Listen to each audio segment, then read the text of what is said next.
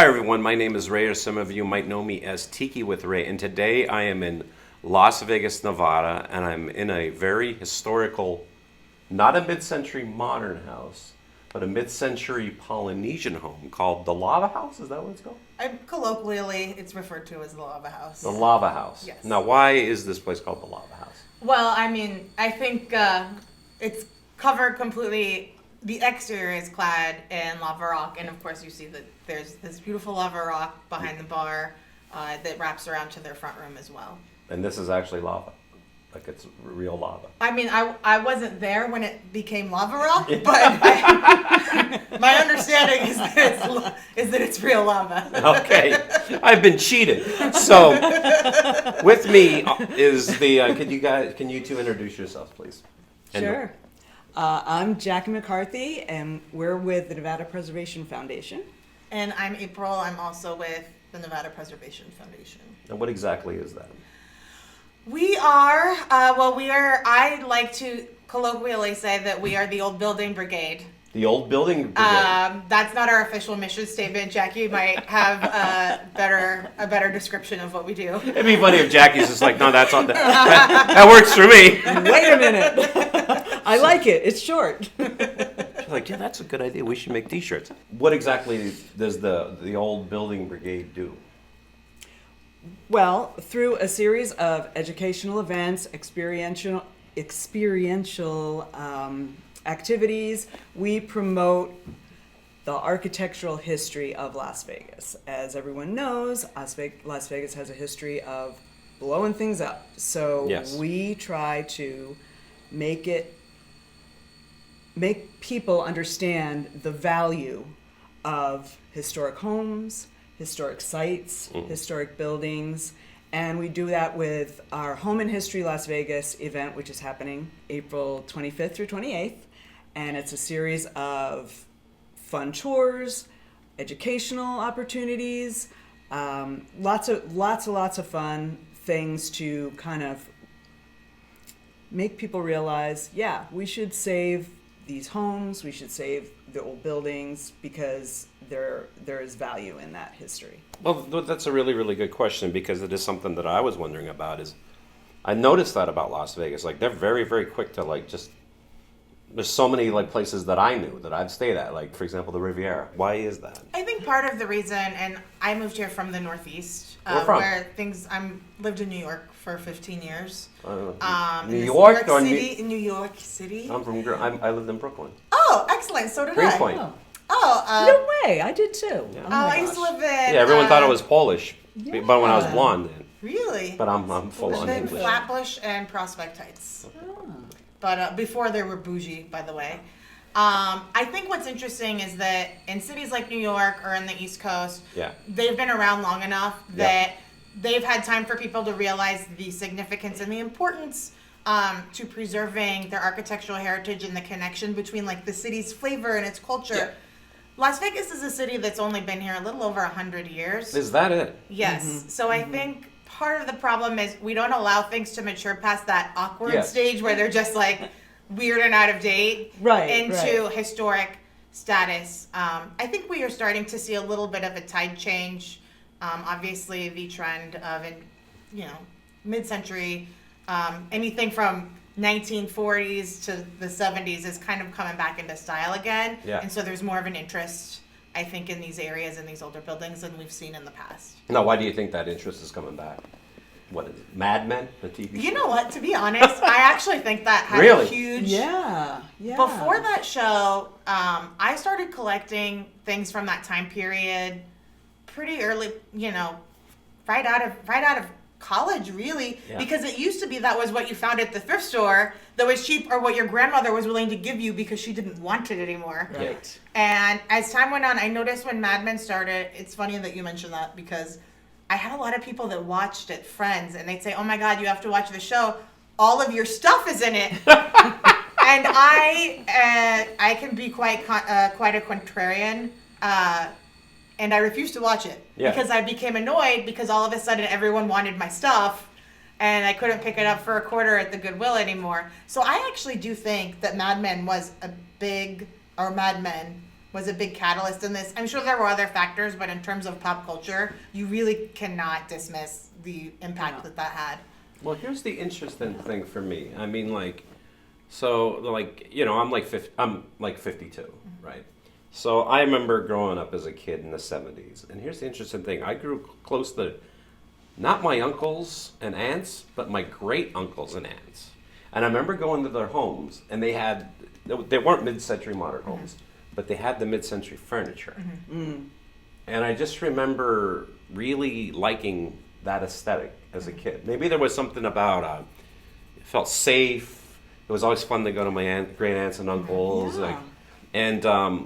When I started to grow up, and what I thought was, oh, that's cool, was mid-century furniture. And then it sort of went from there. And the thing is, like, being from the East Coast, I'm originally from Pennsylvania, the coal region of Pennsylvania, then I moved to New York City. But, like, I grew up in small coal mining towns, so all the towns are all these row homes. And to me, that's not my style. Ben and Franklin is not my style. And I remember seeing, like, mid-century modern homes, like buildings in Palm Springs, and I'm like, oh my God, like shag paintings, you know. Seeing that, it's like, that's the world I want to go into. And I think what you were saying, you know, the mid-century feeling was kind of a comfort, a warmth or nostalgic kind of feeling that makes a lot of people, perhaps, you know, people of a certain age, feel really, really connected to. Yes. But yeah, styles change. I mean, but I also think that mid-century architecture is popular because it's different. I mean, we're in a house made of lava rock. You don't see that every day. So it was probably a little bit of a blowback from, you know, McMansions and the cookie cutter houses that were ever popular in the 80s. So. I have a theory why I think mid-century modern homes are starting to come back. And I think it's the way families are. Like, think about it. Go back to, like, you know, the traditional, you know, wife, kids, your wife, husband, 2 kids, 3 kids. So you need the master bedroom, maybe 1, 2, 3 bedrooms, you know, maybe a living room, a dining room. With the open floor plan of a mid-century design is like, it opens up for interpretation. That, like, no, this doesn't have to just be like the kitchen. Like, for example, there's the kitchen, but then it opens up. And I think we're starting to see less traditional families. You know, families are kind of like what you make it, you know. And I think that other people are opened up. Like, for example, there's a lot of people where the extra bedroom is now an office because they work from home. So the needs are changing. And I definitely think the open floor plan of a mid-century modern home works well with that. This neighborhood is a historic neighborhood? It is. What's the name of this neighborhood? Historic Beverly Green. And is it a lot of mid-century homes, or what's this? Most of the homes were built in the 60s. They're not all mid-century modern, as we were talking, you know, Cinderella ranches.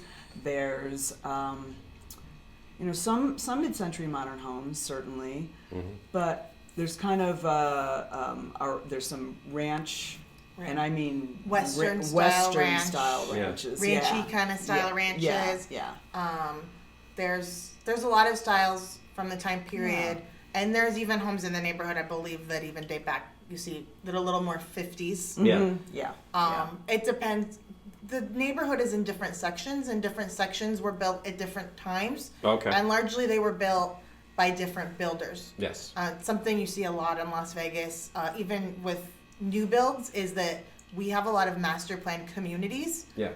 So all the houses are built at the same time, which is interesting because coming from back east, you don't see a big block of houses because things were built a little at a time.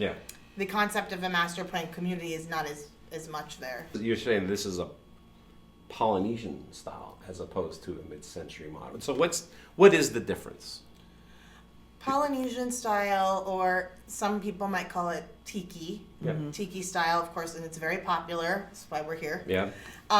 So Polynesian style is going to take aspects that are taken from, like, maybe other Polynesian cultures. Yes. And incorporate them into the style of the home. Like you see with the lava rock. Yep. If you were to go outside, the actual roof line has like almost like a pagoda shape to it. Yes. And like an A-frame kind of shape. yeah, there was a big fascination, I think, with Polynesian culture, starting it actually at the end of World War II. Yep. Right. And that continued through the 60s. Yeah, and a mid-century modern would be more like a flat roof. Is that kind of a thing, or Mid-century modern is more about the angles. angles? Okay. So you're gonna have a lot of angles and very clean. So again, with minimalism becoming popular, mid-century modern really feeds into like the minimalist aesthetic. You have clean lines. Yes. You have a lot of like shapes, geometric shapes. Yes. And with the Polynesian style, you have these sort of more natural elements. Sometimes you'll see a lot of dark wood. Right. Again, you've got that interesting roof line. Yes. Sometimes they'll even have these oars that peek out. So Yeah, like, that's what you like can the see boats. there. Right, Yeah. right. There's a name. There's a name for them. Like There is. it's escaping me. It's been a long day. That's okay. Well, I'll tell you what. Let's have one of the owners of the house come on, Excellent. and we'll get her story. So Melissa, Hi. thanks for coming on my show, Oh, thanks for having. and thanks for having me at your house. And Melissa and her husband. What's the name of your husband? Jason. Jason, who will be on a little bit, are the owners of the Lava House. Mm-hmm. So, what made you decide to buy this historic home? You really like lava rock? It's like, Oh, no. It was, the story kind of started during the pandemic. We were all quarantined in our homes. And during the pandemic, ate a lot of food, drank a lot of booze, had nothing better to do, and I was going down this wormhole of Zillow and like the best of Zillow and the absolute worst of Zillow, and I learned that there are so many custom homes in Las Vegas. custom homes. Yes, lots of custom, unique homes, and it was purely my entertainment. But fast forward, this house popped up on my feed, and I laughed, and I sent it to my husband. I said, "Ha ha, honey, we should buy this lava house. Look at this." And and it was supposed to end there. Like, it was a joke. It was supposed to end there. And a few minutes later, I was, I know. Well, honey, I really like lava. Well, now, like a few minutes later, he comes back to me. He's like, so I made an appointment with our realtor. And I'm like, for what? He's like, we're going to go look at this house. I'm like, and I thought he thought that the house was so interesting that maybe he just really wanted to see it in person. And we came here, and it clearly needed like a lot of internal work, but that I was not ready for. But when he walked in, his eyes lit up. I mean, he was just so like googly eye for everything, and there was nothing that, like, I think even the realtor tried to talk us out of it, and he was just like, no, I'm in, 100%, I'm in. The realtor was trying to talk you out of it? Yeah. What? You don't want to buy the lava house? He wasn't mid-century modern, historic home. He was trying. He said, you know what he told, our realtor told us? He said, like, oh, we can go show you a house in Canyon Sky Estates. And my husband was like, no. So common here too. He's like, absolutely not. Now, what does that mean? Like, so what is that neighborhood? It means very McMansion-y. Oh, McMansions. New boxes on a hillside. Yeah, boxes, McMansion-y. Here's the thing. If you know us, everywhere we lived in, all of the locations we've ever lived in have had character. Have had like a theme or have character. And whatever that theme or character it is, we are just really good at embracing it and just going 100% all in. So never in a million years did I think I would be in a lava house embracing tiki culture, but hi, here we are. Nice to talk to you. Oh, nice to have you. Thanks for having me. It's funny how life takes you in certain ways. It really, yeah. We've been so connected, and we met so many people, and it's crazy. It's been really fun, though. Well, speaking of the whole tiki thing, and then can you talk a little bit about the event that's going to be happening here? It's sold out already. Sorry. But I think it'd be cool to talk about it because there will be other ones, right? It is. So this is our first year sort of dipping our toes into tiki programming. Tiki culture is pretty popular here in Las Vegas. It seems to be growing.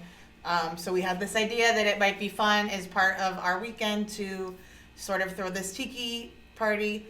These guys were involved in our home tour last year, of course, Yeah. and we reached back out to them and said, hey, would you like to be involved again?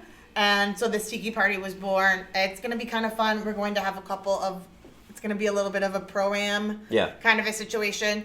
We're going to have a local professional bartender against a local, I don't want to, hobbyist bartender who has one of the really cool tiki bars in town. We'll have a little tiki cocktail off. Nice. We've got one of the popular sort of instrumental surf bands playing. Really? Who? They're called the Swank Bastards. The Swank Bastards. So I know them. Yeah, so it should be a lot of fun. I think we're gonna try and get everyone to dress in their tiki best. We're figuring out what kind of thing we can offer to those who decide to come and offer best dress too. So it should be a really, really fun evening. And it was sold out faster than we could have ever hoped for. How many minutes did it take? About 5. Yeah. Yeah, I'm not surprised. Well, it's funny, like when you guys reached out to me, it's like, you want to help promote this event? I'm thinking like, sure, but do you really need my help? Because it's going to sell itself. We might have underestimated the love for all things tiki. Oh, tiki! Well, tiki is very, very big, and it's actually something that's growing in popularity because people just love the escapism and they love the aesthetic. Mm-hmm. And just like how you were saying with like the lava rock here, I mean, it feels warm. Mm-hmm. It feels cozy. I never imagined living in a house full of lava rock, but it's been challenging but amazing at the same time. I mean, difficult to hang stuff off of. Yeah, that's true.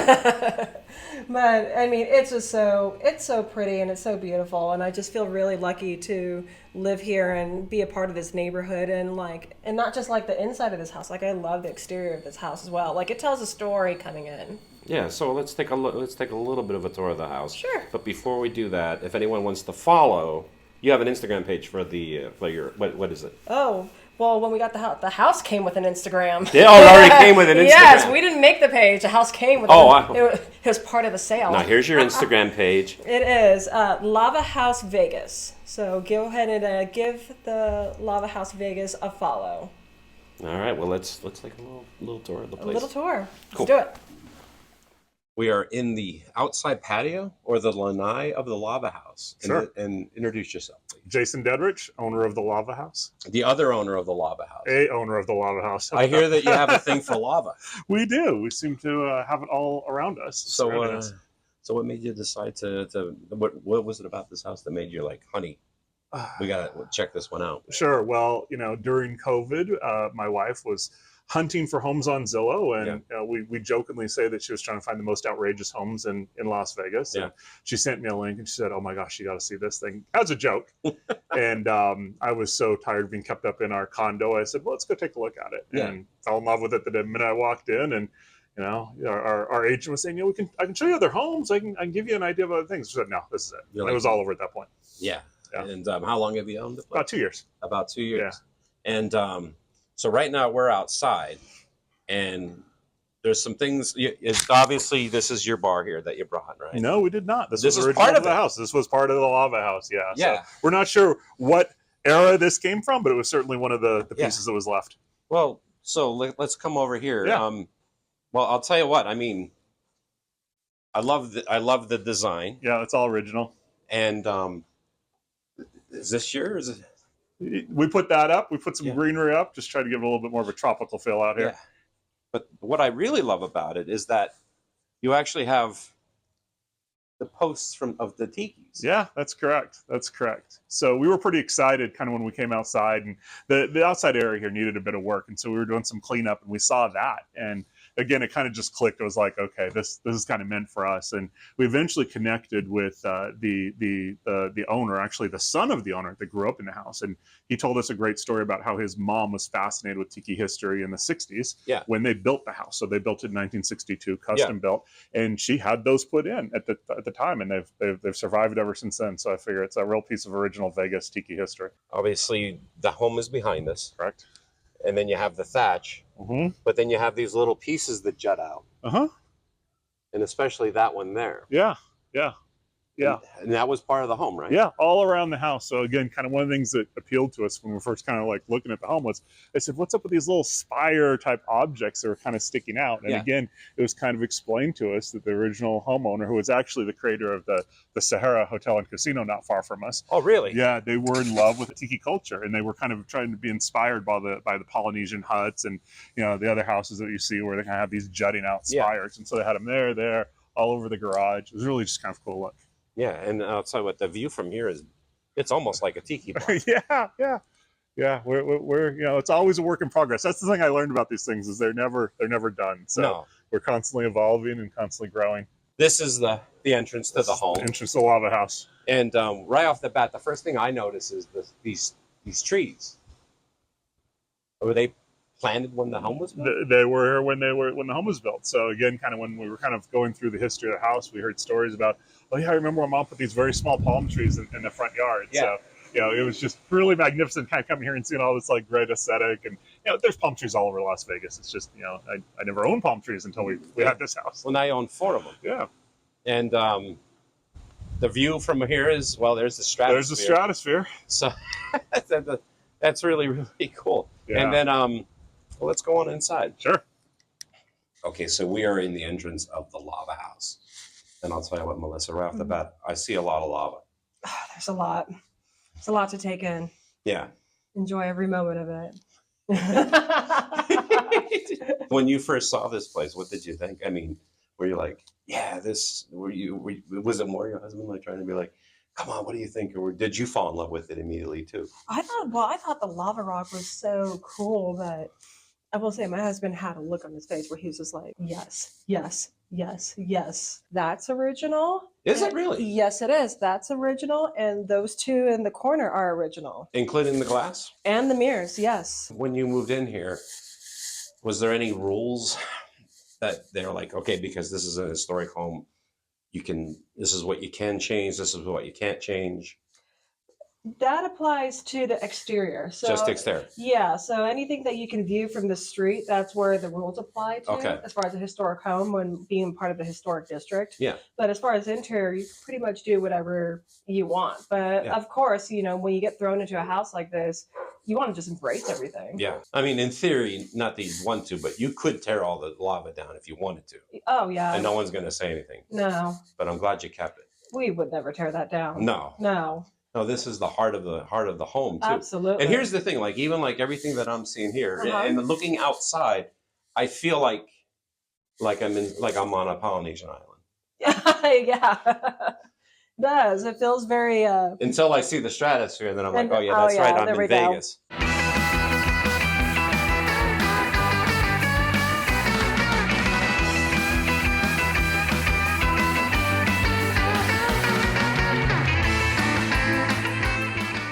Want to support the Tiki with Ray show and look cool doing it at the same time? Then head over to tikiwithray.com and buy yourself a Tiki with Ray shirt. They're only $20. Tony Canepa did the design and they're screen printed in America.